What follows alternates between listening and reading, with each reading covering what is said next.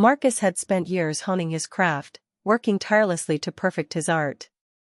But no matter how many galleries he approached, no matter how many doors he knocked on, his work was always dismissed, as if it were not worthy of attention. His pieces, abstract and bold, conveyed a depth of emotion and insight that only a select few seemed to appreciate. Yet, despite his immense talent, the world of art seemed blind to him. His skin color, an unfortunate truth, played a significant role in the doors that remained closed to him. But Marcus was determined. He believed in the power of his work, in the stories he told through each brushstroke. He refused to let his race define his art, even if the world often made him feel like it was. Today, though, he thought, things might finally change. The gallery was one of the most renowned in the city, nestled in a quaint yet trendy neighborhood known for its contemporary art scene. Marcus had spent hours preparing for this moment, ensuring that his portfolio was curated in the most professional way possible. His paintings had been framed neatly, and his resume, full of exhibitions and honors, was perfectly polished. As he stood outside the gallery, a sense of hope mingled with the anxiety he had come to expect before every new attempt. Inside the gallery, Jason, the owner, was perched behind the desk. He had a reputation that didn't match the artwork he displayed on his pristine white walls. He was known for his smug demeanor, dismissing artists who he felt didn't measure up to his so-called standards.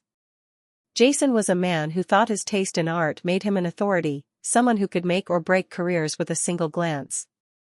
He had cultivated an image of being the gatekeeper to success in the art world, despite the fact that his own works were nothing exceptional. Marcus pushed open the door, and a soft bell rang, alerting Jason. He looked up from his desk with a knowing smirk, his eyes scanning Marcus's appearance. Marcus, with his simple attire and confident yet humble presence, didn't quite fit the image of an artist Jason was accustomed to seeing, someone dressed in eccentric clothing, radiating an aura of eccentric genius. He assumed Marcus wasn't an artist, or if he was, he had no hope of ever being a successful one. "Can I help you?" Jason asked, his voice laced with a hint of condescension. "I'm an artist," Marcus replied calmly, placing his portfolio on the counter. "I'd like to show you some of my work." Jason raised an eyebrow, but gestured dismissively toward a chair. "Sure. Go ahead," he said, clearly not expecting much. He leaned back in his chair, already bored with the thought of what he assumed would be another failed pitch from some hopeful artist with no talent. Marcus opened the portfolio slowly, each piece more vibrant than the last. His abstract paintings had deep, rich textures, portraying a tumultuous journey through both struggle and triumph.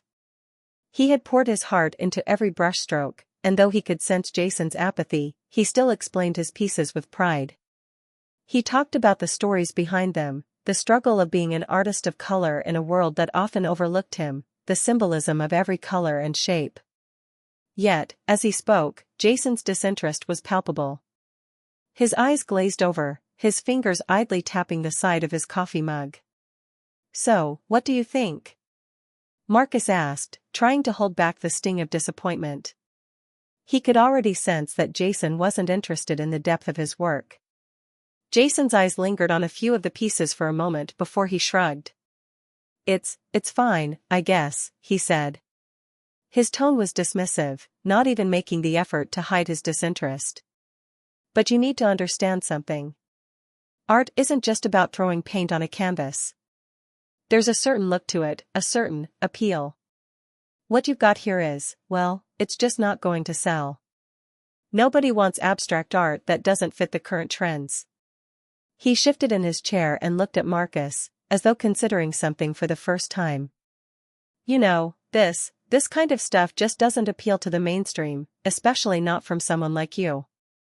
It's not really the sort of work that's going to get people talking. You'd have to find another way to get noticed." He picked up a piece of Marcus's artwork, the one with a rich red swirl surrounded by darker colors, and made a show of examining it. "I can take it off your hands, though. Maybe give you a couple $100 for it, just as a favor. But don't expect any big break from this kind of work. Trust me." Marcus froze for a moment, his heart sinking. The insult was thinly veiled in Jason's words. He could feel the subtle racism in the air, an unspoken assumption that his work was beneath the standards of the art world, merely because of who he was. "I'm not interested in a favor," Marcus said quietly, his voice steady. "I just want my work to be seen by someone who appreciates it for what it is." Jason chuckled, a smug grin stretching across his face.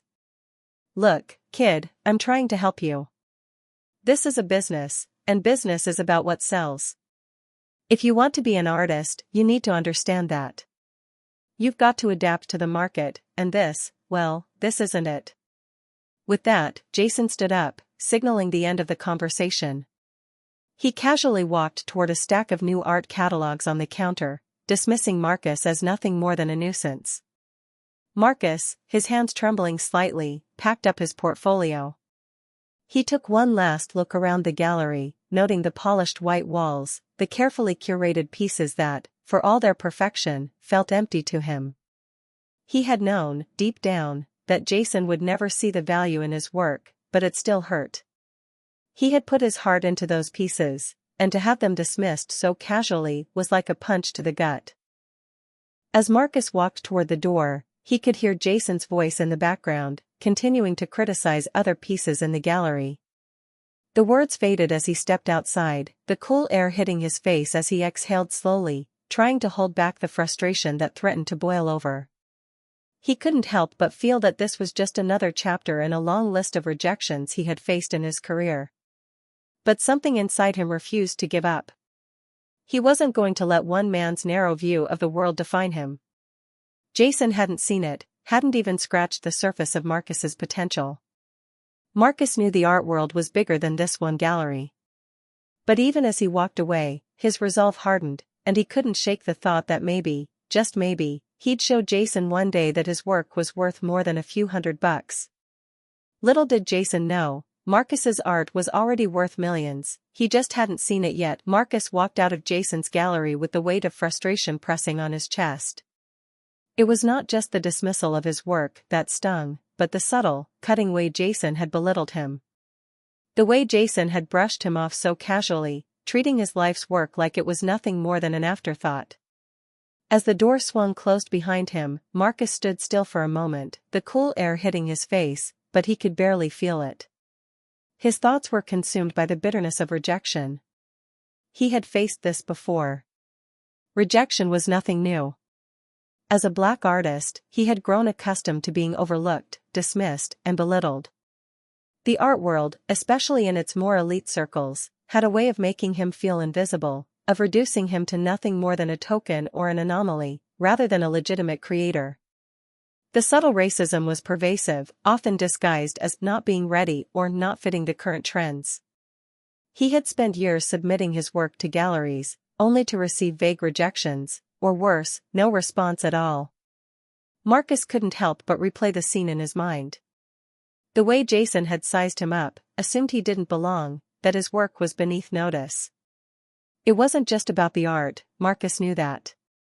It was the prejudice that clouded Jason's judgment, the assumption that because Marcus was black, his art couldn't possibly be valuable. He recalled another instance, years ago, when he had been excited to show his portfolio to a gallery in a prestigious part of town.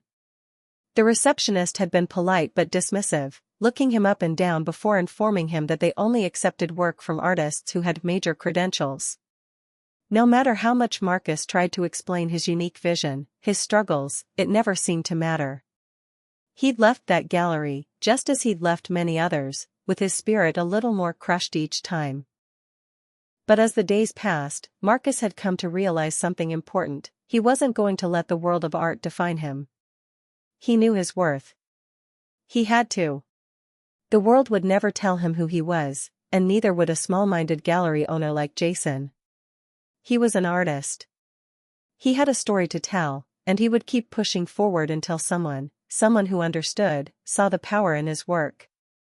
As he walked down the city streets, the thought of his art being reduced to nothing more than an afterthought in Jason's eyes made him angry, but it also fueled him. He couldn't afford to let the rejection tear him down. If anything, it had to propel him forward. But even with that resolve, the self-doubt still lingered. How many more rejections would he have to face before he was finally accepted? How many doors would be slammed in his face? Back in the gallery, Jason had a very different take on the encounter. He sat behind his desk, his mind still lingering on the interaction with Marcus. He had barely given the artwork a proper review, of course. Why bother?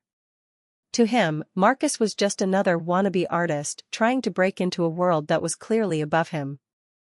Jason had seen it all before, artists with grand ambitions but little talent, coming into his gallery with their naive dreams of becoming the next big thing. Jason's arrogance was a core part of who he was. He had worked hard to build his reputation as a tastemaker in the art world, or so he believed. His gallery was his kingdom, and in his eyes, anyone who didn't fit his exacting standards wasn't worth his time. Jason prided himself on being able to spot a true artist, or so he claimed.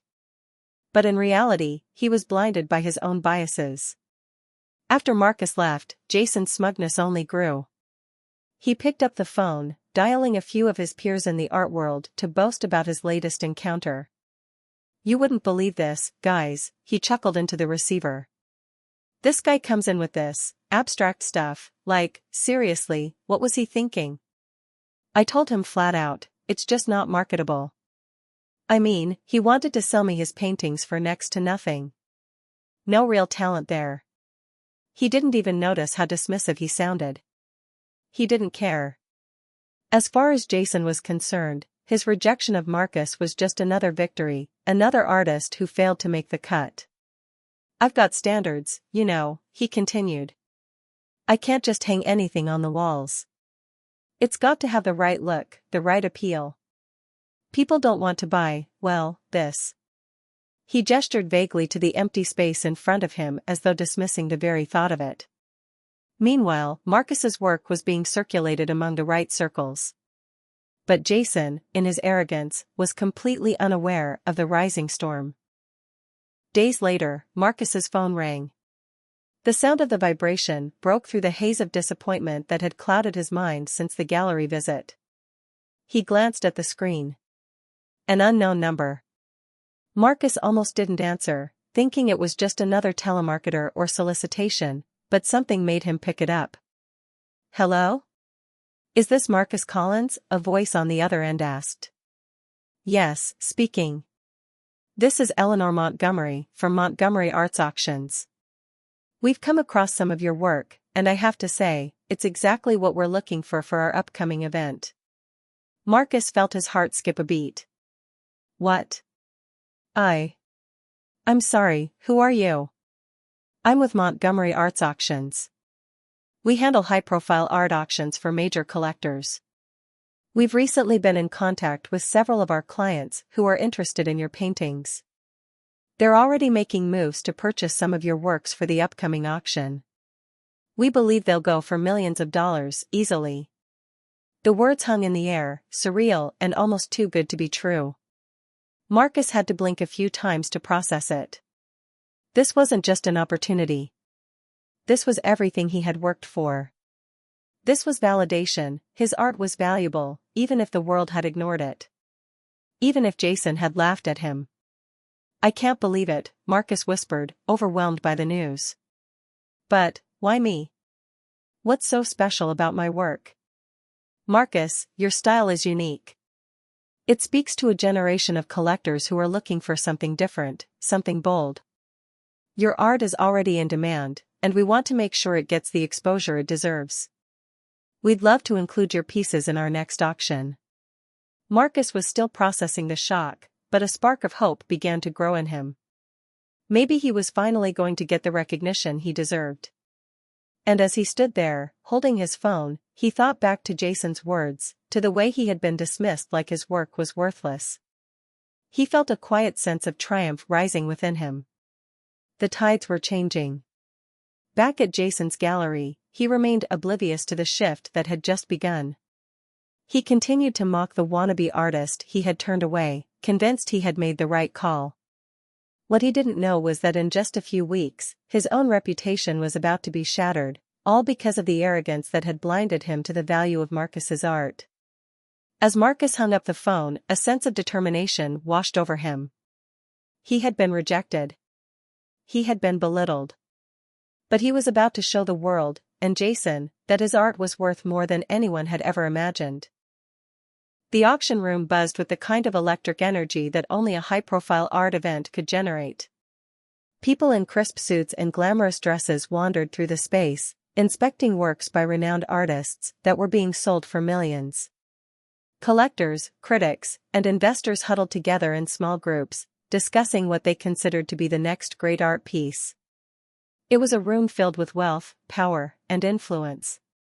But amid the sea of famous names, one piece stood out, a painting that was bold, vibrant, and alive with emotion. The moment it was unveiled, all eyes turned to it, and Marcus Collins's work became the talk of the auction. His painting, Red Horizons, was the same one that Jason had so dismissively rejected in his gallery, the one he had mockingly called nothing more than a bunch of paint on canvas. The piece, with its swirling reds, dark blues, and deep blacks, told a story of struggle, triumph, and the complexities of identity. It was unrelenting in its emotion, unapologetic in its boldness. And now, it stood at the center of attention, framed perfectly in a room full of the world's elite art collectors. The bidding started quietly, almost cautiously. No one in the room knew who Marcus was, or if the painting would even sell. But as the bids quickly began to climb, the room's energy shifted. Whispers of excitement rippled through the crowd. The piece wasn't just beautiful, it was valuable. The price surged in a matter of minutes, and soon the bid surpassed $1 million, then $2 million. People gasped, their eyes widening with disbelief. By the time the hammer fell, Marcus's work had sold for a staggering $4.5 million. The room erupted in applause, and Marcus, who had been quietly watching from a corner, felt a surge of emotions, pride, relief, and something that felt like validation on a scale he had never imagined. He was no longer the artist who had been dismissed by galleries and told his work wasn't marketable. He was the artist, the one everyone wanted to be associated with. It was a moment that would change everything for him. The news spread like wildfire.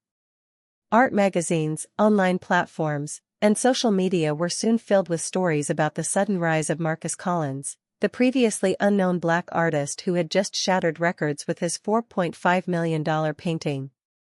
In interviews and articles, Marcus's story became one of the most talked about in the art world. His background, a self-taught artist who had struggled to find his place in the predominantly white art industry, was highlighted in every feature. His work, filled with raw emotion and depth, was hailed as the next big thing in contemporary art. Critics scrambled to review his other pieces, praising them for their originality and emotional depth. The themes of race, identity, and human struggle in his work resonated with audiences far beyond the art world. His success was seen as a triumph not just for Marcus personally, but as a win for underrepresented voices in the arts. He was celebrated as a symbol of resilience, as a voice that had been ignored for too long, but was now impossible to overlook. One of the most influential art critics of the day wrote, "Marcus Collins is a revolutionary artist whose work will change the way we view modern art.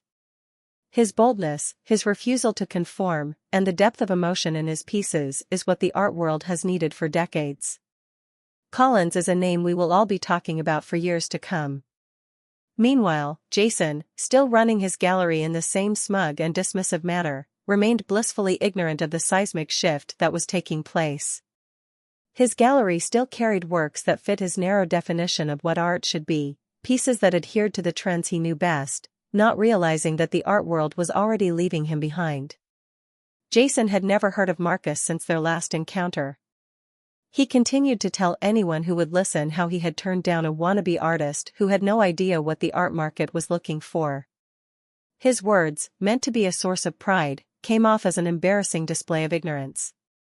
What Jason failed to realize was that Red Horizons, the very piece he had mocked and undervalued, was now worth more than his entire gallery's collection combined. As the weeks passed, Marcus's newfound fame spread across the globe. His paintings sold for millions, and his exhibitions were scheduled in prestigious galleries in New York, London, and Paris. He was courted by major collectors who sought to add his work to their private collections, and media outlets flocked to interview him. What once felt like a distant dream was now his reality. But with the success came a shift in Marcus's identity. He was no longer just the struggling artist, he was now a rising star.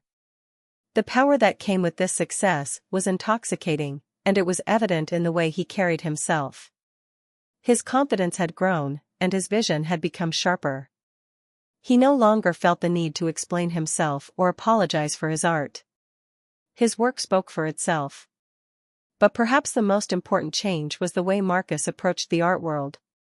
He no longer sought validation from those who had dismissed him. He wasn't seeking approval from galleries that only valued conformity.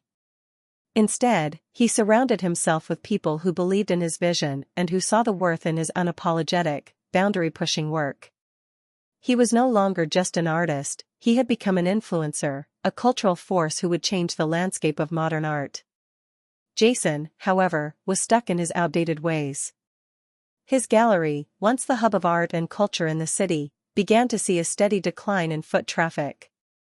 The collectors and investors who once sought him out for his curated taste now turned their attention to other, more forward-thinking galleries that embraced new talent like Marcus. Jason continued to talk about the failure of the artist who had once walked into his gallery, convinced that Marcus was a fluke, a mere flash in the pan. He dismissed the increasing media buzz surrounding Marcus as hype, unable to accept that he had missed out on something truly special. One afternoon, Jason sat at his desk in his quiet gallery, scrolling through his phone, and came across an article about Marcus. He read it with growing disbelief. Marcus Collins, the artist who broke records and changed the game. His fingers froze on the screen as the words sank in. The painting he had so casually rejected was now worth millions. The success he had scoffed at had become the talk of the art world. His ego, built on years of dismissing those he deemed unworthy, was shattered. Jason's ignorance had cost him more than just an artist. It had cost him the opportunity of a lifetime. The irony was almost too much to bear. Marcus, who had been dismissed as nothing more than a wannabe by Jason, was now the most sought-after artist in the world. His work, once laughed at, was now on the walls of the most prestigious galleries, and his name was being spoken in the same breath as some of the greatest artists of the century. As Marcus looked out over a packed exhibition hall in Paris, where a major auction for his works was underway, he couldn't help but think back to that moment in Jason's gallery. He thought of how Jason had belittled him, how he had been dismissed simply because of who he was. But now, Marcus had built his empire, and the world was finally seeing him for the artist he had always known he could be. And Jason? He remained a footnote in Marcus's success story, an unfortunate example of how prejudice and arrogance could blind a person to the extraordinary potential in front of them. Marcus had risen far beyond the small-minded judgments that had once stifled his dreams, and with every painting sold, every article written, and every new collector he met, he was proving that the world could no longer ignore him. It was a triumph not just for Marcus, but for all artists who had been overlooked, belittled, and rejected. It was a reminder that art, real art, could never be confined to the narrow standards set by those who thought they knew better. Marcus had proven, once and for all, that his work was worth more than anyone had ever imagined. Marcus's success had changed everything. No longer the unknown artist who had been dismissed by Jason's gallery, he had become an undeniable force in the art world. But success was not enough for Marcus, he needed something more.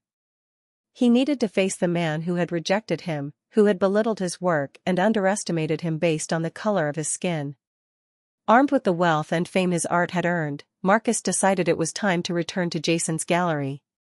This time, he would walk in not as an aspiring artist, but as a potential buyer, one whose influence could either elevate or destroy a gallery's reputation.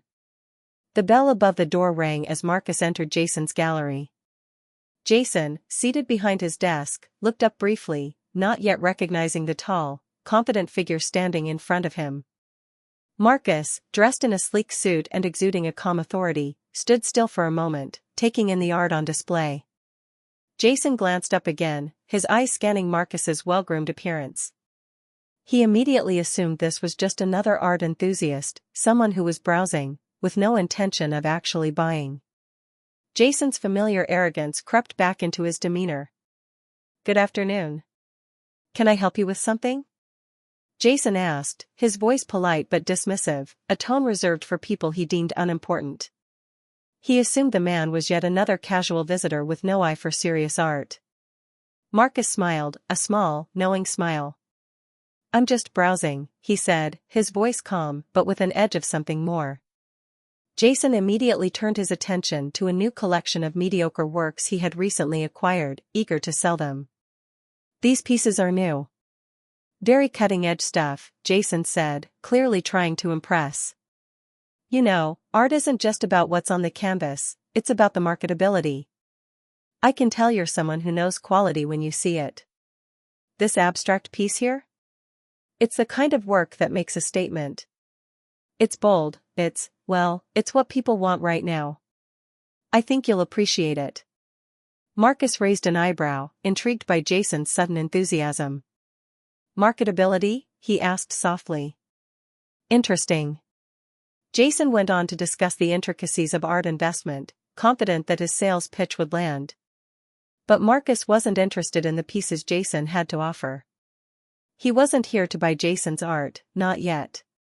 He was here for something far more important. He was here to confront the man who had ridiculed him and denied him the opportunity to display his work. When Jason finished speaking, Marcus cleared his throat. "Actually, I'm not here to buy your art, Jason," he said quietly. Jason looked up, a bit taken aback. "Oh? Well, if you change your mind, I'm sure you'll find something you like." He waved his hand vaguely at the room, still not realizing who Marcus was. "That's not why I'm here," Marcus said again, his tone more firm. "Do you remember a painting you saw a while ago? A piece with a lot of red, swirling dark colors? It was bold, it stood out." Jason blinked, momentarily puzzled. "Red, swirling? No, I don't recall," he said dismissively, already assuming it was a piece he had rejected without much thought. "There are a lot of paintings that come and go around here. Nothing too memorable." Marcus let the silence settle between them for a moment before dropping the bombshell. "That piece was mine," he said simply. "It's called Red Horizons." Jason's face drained of color as realization hit him like a freight train. He froze, his eyes widening. His mind flashed back to the day Marcus had entered his gallery, an unknown artist, eager, full of passion, only to be dismissed and humiliated by Jason's smug indifference. The same painting that had sold for millions at auction was now standing in front of him, connected to the very man he had mocked. For a long moment, neither of them spoke. Jason's face turned from shock to embarrassment, and finally to a kind of desperate scrambling. I didn't recognize you at first," he stammered, trying to regain control of the situation. "I didn't know your work would." "It doesn't matter," Marcus interrupted, his voice steady but filled with quiet power. "You rejected me. You mocked my art. You told me it wasn't marketable, that it didn't have appeal. You treated me like I didn't belong here." Jason's back straightened as he struggled to find the right words. Look, I didn't know. I've seen so many artists come through here, and I thought your work was just one of those," he trailed off weakly, clearly floundering under Marcus's gaze. Marcus's eyes narrowed slightly. "No, Jason. You didn't just think my work was one of those. You let your prejudice cloud your judgment. You saw my skin color, and you assumed my art wasn't good enough for your gallery. You let that dictate how you treated me." Jason tried to backpedal, to explain himself, but Marcus was already steps ahead. He had no interest in excuses. The truth was clear, and Jason had no way to escape it. With a deep, controlled breath, Marcus took out his checkbook. He wasn't going to let Jason off that easily. He was going to use his success to show Jason the true power of influence in the art world. "I'm going to buy some of your works, Jason," Marcus said, his voice calm but with an undeniable authority. "I'll take several pieces, your best pieces." Jason blinked, confused. "Wait, you want to buy my art?" He seemed genuinely flabbergasted. Yes, Marcus replied. But not just for the art itself. I'm going to make a point. He began writing a check for a large sum, enough to buy out some of Jason's most expensive and prestigious works. Jason watched, stunned. Marcus handed the check over with a cold, calculated smile. I'm going to make sure you remember this moment, Jason. I'll buy what I want, and you'll see how much power an artist can have when they're not held back by people like you. Jason's face paled further, his mind racing. The situation was spiraling beyond his control. The man who he had belittled was now buying his art, and Marcus, with his newfound wealth and fame, was wielding it as a weapon. The confrontation ended with Marcus leaving Jason's gallery, a symbolic closing of a chapter. Jason was left standing behind the counter, the weight of his own prejudice now pressing heavily on his shoulders. It was clear that Marcus's success had not only crushed Jason's arrogance, it had also revealed the deep flaws in his own attitudes. As Marcus walked out, he couldn't help but feel a sense of victory. It wasn't just about showing Jason who he was, it was about proving that success and talent could never be held back by prejudice. He had turned the tables, showing the world, and Jason, that there was power in resilience. Part 5, The Aftermath. The fallout from Marcus's visit to Jason's gallery spread quickly through the art world. Word of Jason's treatment of Marcus, his racist rejection and the humiliation he had attempted to impose on the artist, became a public lesson in the dangers of bias in the industry. Articles began to appear in art magazines, decrying Jason's actions and calling out the systemic prejudice that existed in galleries like his. Artists from marginalized communities, particularly Black artists, started speaking out, sharing their own experiences of being dismissed or belittled by gallery owners and art critics. Jason's gallery, once a bustling hub for art lovers, began to see a dramatic drop in traffic. Collectors and artists who had once frequented his space now avoided it, unwilling to support a gallery whose owner had been publicly exposed for his racist behavior. Word spread quickly that Jason had lost a golden opportunity when he rejected Marcus's art, and the gallery's reputation, built on an illusion of exclusivity, began to crumble. Marcus, on the other hand, used his newfound platform and success for good. Rather than reveling in the schadenfreude of Jason's downfall, he turned his focus to creating lasting change. He founded a nonprofit dedicated to helping young Black artists break into the art world. He opened his own gallery, one that celebrated diversity and inclusion, offering a platform to voices that had been traditionally excluded from the mainstream art scene. His success became a beacon for other underrepresented artists, proving that the art world could, and should, be more inclusive. Jason, now fully aware of the damage his actions had caused, tried to salvage what was left of his career. He reached out to Marcus, attempting to apologize for his behavior, but Marcus had long moved on. Jason's attempts at redemption were met with skepticism, and though he made efforts to change his gallery's approach, the damage to his reputation had already been done. The art world was not quick to forgive, and Jason found himself facing a long, uphill battle to regain the trust of the very community he had so carelessly alienated. For Marcus, the story was just beginning. He had achieved the success and recognition that so many had tried to deny him, and with that came the responsibility to pave the way for others. As he stood in front of his latest exhibition, now firmly established as one of the leading voices in the art world, he knew that his journey was more than just about his art. It was about making a lasting impact, a reminder that talent, perseverance, and passion could overcome even the most insidious biases. Marcus had come a long way from that first encounter with Jason's gallery. Now, he stood at the top, having proven that nothing, not even the deep-rooted prejudices of an entire industry, could hold him back. He had won not just for himself, but for all those who had been overlooked before. And in doing so, he had rewritten the rules of the game,